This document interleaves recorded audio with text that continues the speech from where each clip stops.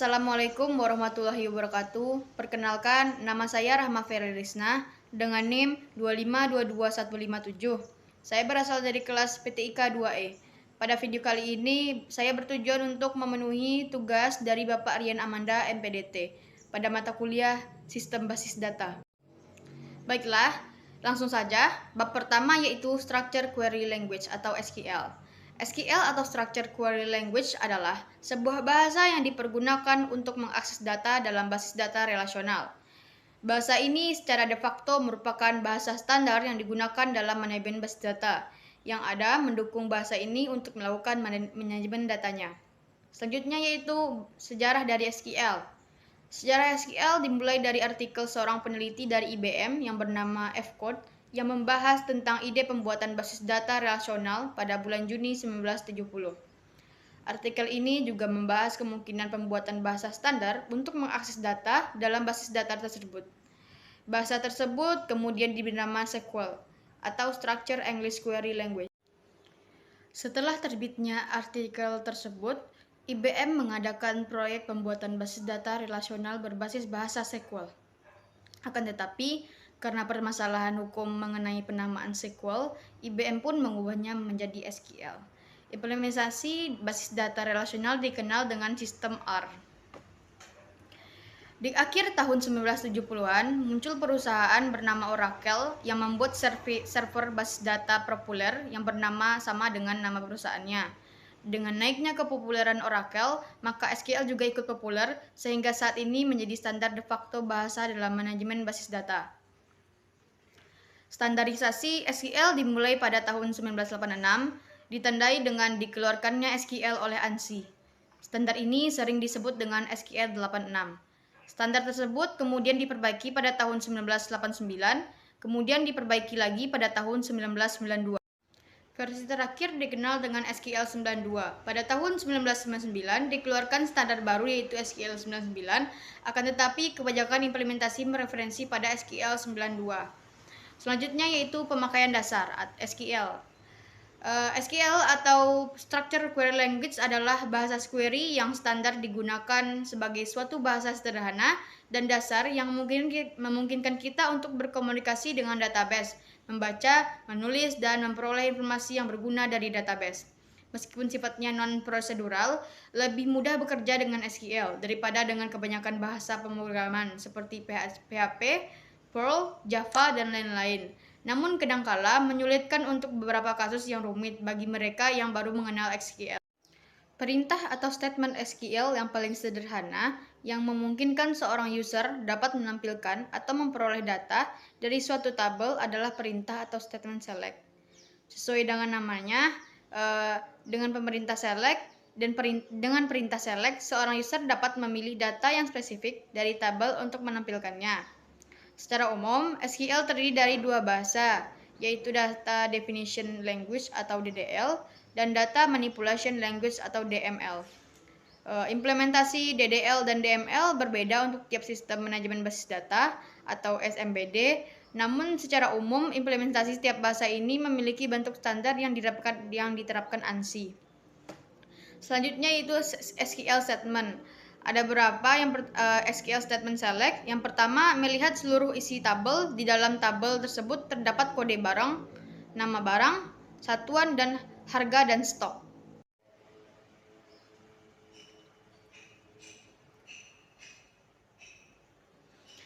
Contohnya, kode barangnya itu B001, nama barang laptop Acer, satuannya unit, harganya 5 juta, dan stoknya 11. Yang kedua yaitu melihat sebagian dari isi tabel. Terdapat kode barang, nama barang, dan satuan. Contohnya, kode barangnya yaitu B002, nama barang laptop Axio, dan satuannya unit. Yang ketiga yaitu menggunakan operator aritmatik.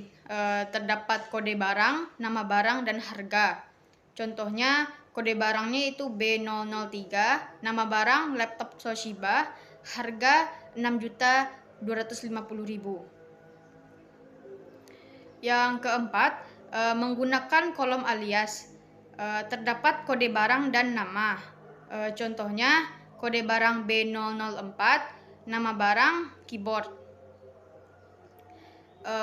Yang kelima yaitu duplikasi baris. Terdapat alamat, contohnya alamatnya Jati. Yang keenam, menggunakan tidak menghindari duplikasi baris. Terdapat alamat, contohnya belimbing.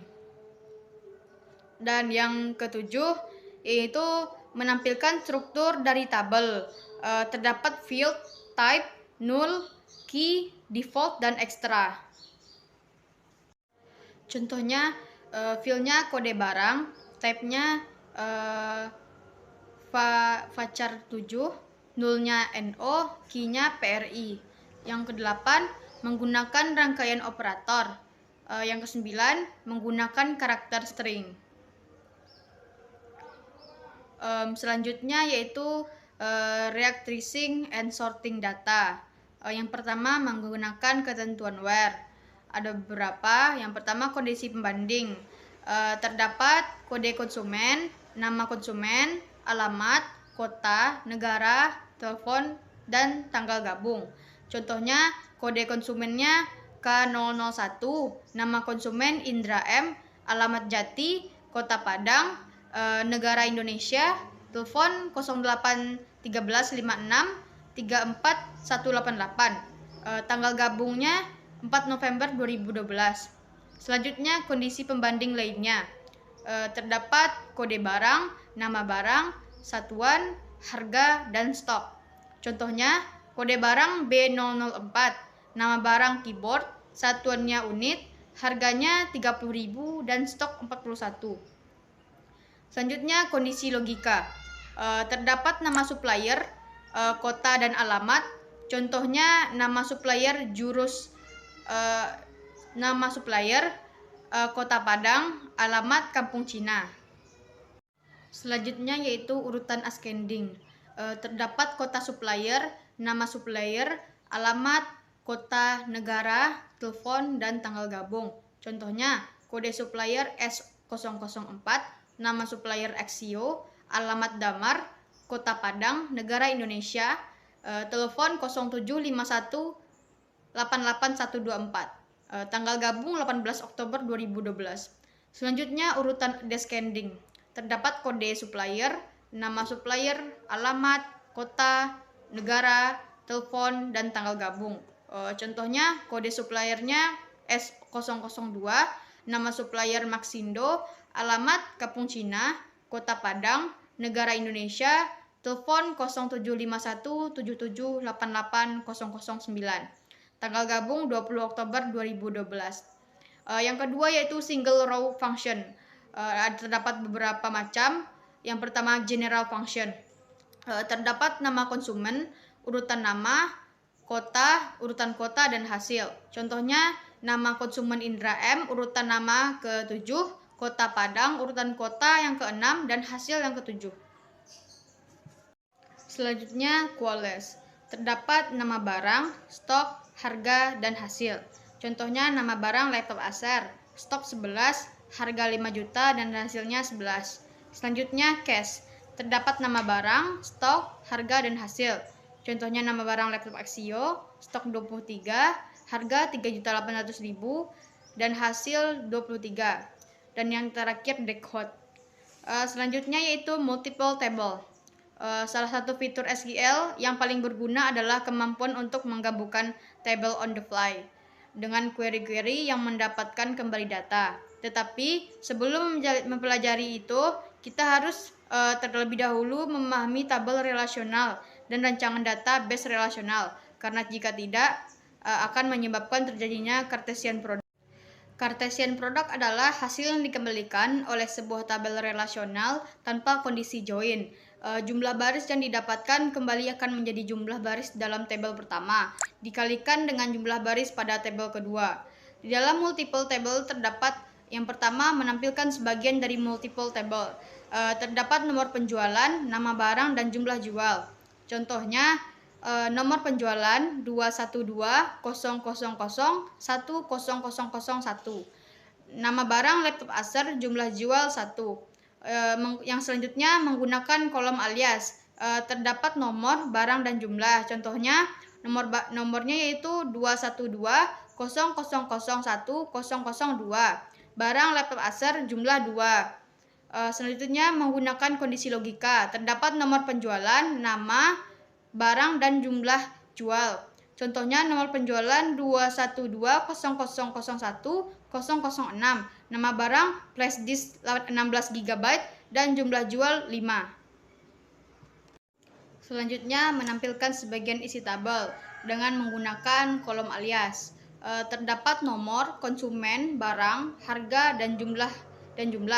Contohnya nomor 212.0001.003. Konsumen Fadlan A, barang mouse, harga 25.000 dan jumlah 5. Selanjutnya natural join. Terdapat kode barang, nama barang, dan jumlah beli. Contohnya kode barang B001, nama barang laptop Acer, dan jumlah beli 12. Yang ketiga yaitu group function. Pada kasus seleksi data, seringkali diminta untuk menampilkan atau memilih sekumpulan data berdasarkan kelompok data tersebut. Untuk menyelesaikan masalah tersebut, SQL menyediakan perintah atau sintak group by. Pada pengelompokan data biasanya disertakan bersama aggregate function. Dalam hal ini, implementasinya kumpulan function harus diikuti group by bila terdapat field lain yang dijadikan sebagai kriteria pengelompokan. Tipe dari group function. APG digunakan untuk mencari nilai rata-rata dari sekumpulan data. Count digunakan untuk mencari cacah atau banyaknya data. Max digunakan untuk mencari nilai maksimum dari sekumpulan data. Min digunakan untuk mencari nilai minimum dari sekumpulan data. STDDF digunakan untuk menghitung standar deviasi dari sekumpulan data. Sum digunakan untuk mencari nilai total dari sekumpulan data. Variance digunakan untuk menghitung nilai variance dari sekumpulan data. AVG terdapat nomor faktur dan jumlah beli. Contohnya nomor faktur 556-9906-12, jumlah beli 20.000. Count terdapat nomor faktur dan kode supplier. Contohnya nomor faktur F09876, kode supplier 3. Selanjutnya max, terdapat harga, contohnya harga 6 juta. Dan min, terdapat harga, contohnya 25.000. Selanjutnya STTDEF, terdapat stok dan max stok, contohnya stok 17.548.000, maksimal stok 55. Sum, terdapat minimal harga, maksimal harga, dan sum harga. Contohnya minimal harga 25.000, maksimal harga 6 juta, dan sum harga 15.065.000. Yang selanjutnya variance, terdapat stok dan max stok. Contohnya stok 307.000 dan max stok 55. Subqueries. Subqueries adalah query di dalam query, artinya seleksi data berdasarkan hasil seleksi data yang telah ada. Selanjutnya yaitu bab 2, perancangan basis data. Desain basis data yang baik sangat penting untuk memastikan bahwa data yang ingin disimpan konsisten dan dapat diambil atau diperbarui dengan cara yang paling efisien. Masalah desain basis data berkaitan dengan pemasangan sepotong data tertentu ke dalam organisasi yang logis, yang sesuai. Beberapa faktor perlu dipertimbangkan selama proses. Beberapa di antaranya sebagai berikut. Yang pertama, berapa banyak tabel yang harus dimiliki. Yang kedua, bagaimana mereka harus saling terkait.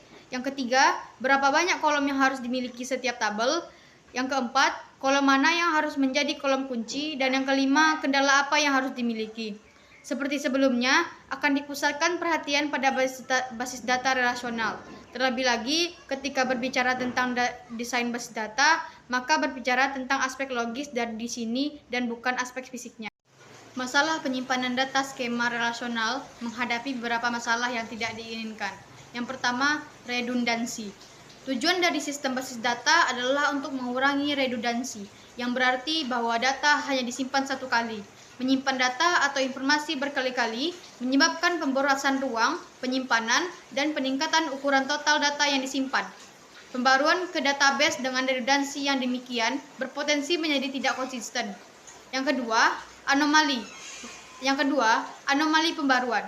Beberapa salinan dari fakta yang sama dapat menyebabkan anomali pembaruan atau inkonsistensi. saat pembaruan dilakukan dan hanya beberapa salinan data yang diperbarui. Jadi perubahan pada jurusan Ananda harus dibuat konsisten dalam semua record yang berkaitan dengan mahasiswa Ananda. Jika satu dari 3 record tidak berubah, maka akan ada ketidakinkonsistenan dalam data.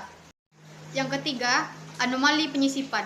Jika tabel ini adalah satu-satunya relasi dalam basis data yang menunjukkan hubungan antara mahasiswa dan mata kuliah yang diajarkan, fakta bahwa seorang dosen yang diberikan mengajar dalam mata kuliah yang diberikan tidak dapat dimasukkan dalam basis data, kecuali jika seorang mahasiswa terdaftar dalam mata kuliah.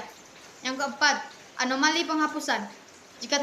Jika satu-satunya mahasiswa yang terdaftar dalam kursus yang diberikan menghentikan mata kuliah, informasi dosen akan hilang jika ini adalah satu-satunya relasi dalam basis data yang menunjukkan hubungan antara mahasiswa dengan dosen yang mengajar.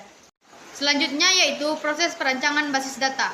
Proses perancangan basis data dapat dibagi ke dalam langkah berikut. Yang pertama, analisis kebutuhan. Langkah pertama dalam mendesain basis data aplikasi adalah memahami data apa yang akan disimpan dalam basis data aplikasi, apa yang harus dibangun di atasnya, dan operasi apa yang paling sering dan tunduk pada persyaratan kinerja.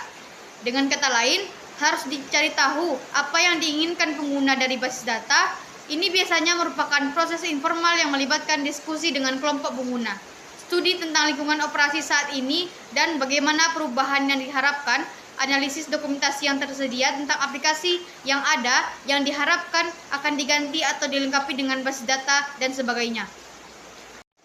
Beberapa metodologi telah diusulkan untuk mengatur dan menyajikan informasi yang dikumpulkan dalam langkah ini, dan beberapa alat otomatis telah dikembangkan untuk mendukung proses ini. Yang kedua yaitu perancangan basis data konseptual. Informasi yang dikumpulkan dalam langkah analisis persyaratan digunakan untuk mengembangkan deskripsi tingkat tinggi dari data yang akan disimpan dalam basis data bersama dengan kendala yang diketahui menghambat data ini. Langkah ini sering dilakukan dengan menggunakan model IR. Model IR adalah salah satu dari beberapa model data tingkat tinggi atau semantik yang digunakan dalam mendesain basis data. Tujuannya adalah untuk membuat deskripsi sederhana dari data yang sangat cocok dengan cara pengguna dan pengembangan memikirkan data. Ini memfasilitasi diskusi di antara semua orang yang terlibat dalam proses desain awal. Harus cukup tepat untuk memungkinkan terjemahan langsung ke dalam model data yang didukung oleh database commercial system. Yang ketiga yaitu desain basis data logis. Harus dipilih DBMS untuk mengimplementasikan desain data dan mengubah desain basis data konseptual menjadi skema basis data. Dalam model data DBMS yang dipilih hanya akan dipertimbangkan DBMS relasional, dan oleh karena itu tugas dalam langkah desain logis adalah untuk mengubah skema IR menjadi skema database relasional. Selanjutnya yaitu bab 3, normalisasi. Normalisasi adalah proses di mana dapat mendekomposisi atau membagi relasi menjadi lebih dari satu relasi untuk menghilangkan anomali dalam database relasional. Ini adalah proses langkah demi langkah dan setiap langkah dikenal sebagai bentuk normal. Istilah penting dalam teknik normalisasi ada beberapa macam. Yang pertama, field atau atribut kunci. Setiap file selalu terdapat kunci dari file berupa satu field yang dapat mewakili record. Yang kedua, kandidat key, kumpulan atribut minimal yang secara unik mengidentifikasi sebuah baris yang fungsi sebagai calon primary key. Yang ketiga, composite key, kunci kandidat yang berisi lebih dari satu atribut. Yang keempat, yaitu primary key, kandidat key yang dipilih untuk mengidentifikasi baris secara unik. Dan yang kelima, yaitu alternate key, kandidat key yang tidak dipilih sebagai primary key. Yang keenam, foreign key, kunci di tabel lain yang terhubung dengan primary key pada sebuah tabel. Selanjutnya yaitu manfaat normalisasi. Yang pertama, menghasilkan tabel yang lebih dengan baris yang lebih kecil. Yang kedua, pencarian, pengurutan, dan membuat indeks lebih cepat karena tabel lebih sempit dan lebih banyak baris cocok pada halaman data. Yang ketiga, menghasilkan lebih banyak tabel dengan memecah tabel asli. Dengan demikian, bisa ada lebih banyak indeks berkerumunan dan karenanya ada lebih banyak fleksibilitas dalam menyetel query. Yang keempat, pencarian indeks umumnya lebih cepat karena indeks cenderung lebih sempit dan lebih pendek. Dan yang kelima, semakin banyak tabel memungkinkan penggunaan segmen yang lebih baik untuk mengontrol penempatan fisik data. Dan yang keenam, ada lebih sedikit indeks per tabel dan karenanya perintah modifikasi data lebih cepat. Yang ketujuh, ada sejumlah kecil nilai nol dan redundansi ini membuat basis data lebih kompak. Yang kedelapan, anomali modifikasi data berkurang. Dan yang kesembilan, secara konseptual lebih bersih dan lebih mudah untuk dipertahankan dan diubah seiring perubahan kebutuhan. Selanjutnya yaitu ketergantungan dalam normalisasi. Ketergantungan atau deferensi merupakan konsep yang mendasari normalisasi. Dalam basis data, deferensi lebih sering disebut dengan functional deferensi atau ketergantungan fungsional yang digunakan untuk menggambarkan hubungan, batasan, keterkaitan antara atribut-atribut dan relasi. Atau lebih jelasnya, nilai dari suatu atribut dapat menentukan nilai dari atribut yang lain. Deferensi dapat dibagi dalam 3 jenis, yaitu pertama, full deferensi atau ketergantungan penuh. Menunjukkan jika terdapat atribut A dan B dalam suatu relasi, di mana B memiliki ketergantungan fungsional secara penuh pada A, tapi B tidak memiliki ketergantungan terhadap subset A. Yang kedua yaitu partial deferensi atau ketergantungan sebagian. Ketergantungan parsial atau sebagian memiliki 2 atribut dari A untuk menentukan B. Namun, untuk menentukan B tidak harus 2 atribut. Artinya, jika salah satu atribut A yang menentukan B dapat dihilangkan, namun tidak merubah arti relasi dan masih tetap berelasi ketergantungan. Yang ketiga yaitu transitive deferensi atau ketergantungan transitif. Transitive deferensi biasanya terjadi pada tabel hasil relasi atau kondisi di mana terdapat 3 atribut A, B, C. Kondisinya adalah A tergantung terhadap B dan B tergantung terhadap C. Maka C dikatakan sebagai transitive deferensi terhadap A melalui B. Selanjutnya yaitu tahapan normalisasi. Yang pertama, tidak normal atau unnormalized. Pada tahap ini diambil seluruh data yang ada dan diperlukan dalam database itu sendiri.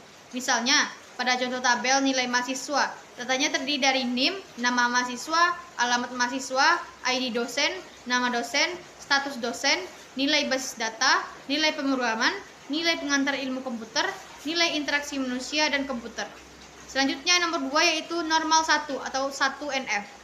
Pada tahap ini, bagi seluruh data yang diperlukan menjadi beberapa bagian. Berdasarkan jenis data tersebut, sebuah tabel bisa dikategorikan sebagai tabel 1NF jika di setiap baris recordnya hanya memiliki 1 value.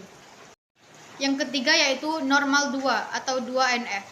Pada tahap ini, bagi berdasarkan jenis dan memberikan primary key pada masing-masing tabel. Sebuah tabel bisa dikategorikan sebagai tabel 2NF jika tabel sudah dalam keadaan 1NF, dan setiap kolom di dalam tabel itu fungsional deferensi kepada semua key, bukan hanya kepada salah satu key. Yang keempat yaitu normal 3 atau 3NF. Pada tahap ini, bagi menjadi lebih terperinci untuk menghindari terjadinya redundansi. Sebuah tabel bisa dikategorikan sebagai tabel 3NF jika tabel sudah dalam 2NF, dan setiap kolom yang bukan key harus fungsional deferensi dengan primary key-nya.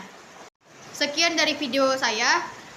Bila ada salah kata, saya mohon maaf. Wabillahi taufiq wal hidayah. Wassalamualaikum warahmatullahi wabarakatuh.